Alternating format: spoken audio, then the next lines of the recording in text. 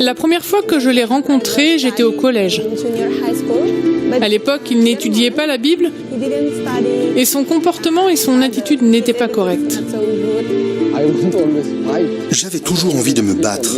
Je me mettais souvent en colère avec les gens, avec mes amis. Mais lorsque j'ai étudié la Bible, cela m'a amené à changer certains aspects de ma vie. Et je remercie Dieu parce qu'il m'y a aidé. Puis j'ai décidé de me faire baptiser et de devenir adventiste du 7e jour.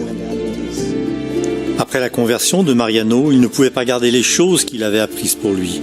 Toute occasion était bonne pour se rapprocher de ses camarades de classe et de partager l'évangile. Quand les enseignants étaient absents, Mariano saisissait l'occasion pour donner des cours à ses camarades. Chaque sujet correspondait à des thèmes bibliques. Beaucoup d'étudiants écoutaient ses paroles avec intérêt. Lola, l'une des camarades de classe de Mariano, écoutait tranquillement. Elle ne semblait pas intéressée, mais elle était en fait profondément émue et à chaque leçon sa curiosité augmentait.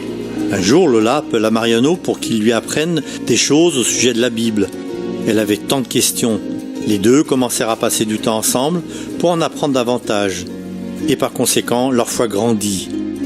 Pendant ce temps, certains amis de Mariano décidèrent de se faire baptiser. Mais malheureusement, leur famille n'était pas contente de leur décision et les menaçait de les empêcher de rejoindre l'église adventiste. Lola fit également face à de l'opposition, mais les membres de sa famille changèrent d'avis quand ils virent la transformation positive dans sa vie. Les deux amis étaient convaincus de l'importance de respecter le jour du sabbat tel qu'il était ordonné dans la Bible. Nous allions toujours à l'église le samedi et ce jour-là, nous n'allions jamais en cours. Alors les enseignants décidèrent de nous renvoyer, tous les deux. Et nous avons arrêté notre éducation officielle là-bas. Leur situation était critique, peu de gens étaient là pour les soutenir. Le pasteur Inorsiou a été l'un des rares amis qui prit le temps de les écouter, de les conseiller et de prier pour leur situation. Ce n'est qu'après beaucoup de prières et une intervention claire de Dieu que Mariano et Lola trouvèrent une école qui leur permettrait de s'absenter le sabbat pour aller à l'église. Pour cela, les jeunes étudiants eurent à quitter leur famille et leurs amis pour déménager à Dili, la capitale du Timor oriental. Aujourd'hui, Mariano et Lola sont diplômés et en signe de reconnaissance à Dieu, ils ont choisi de consacrer 1 an de leur vie à travailler pour la mission dans les villes.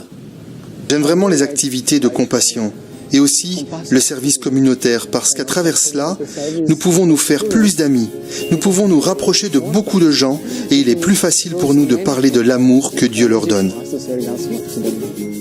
Priez pour Mariano, Lola et les nouveaux amis qu'ils se feront au Timor oriental. Les adventistes du 7e jour sont clairement en minorité dans ce pays. Mais alors que le travail missionnaire se déploie ici, Dieu peut envoyer plus de travailleurs dans son champ de mission.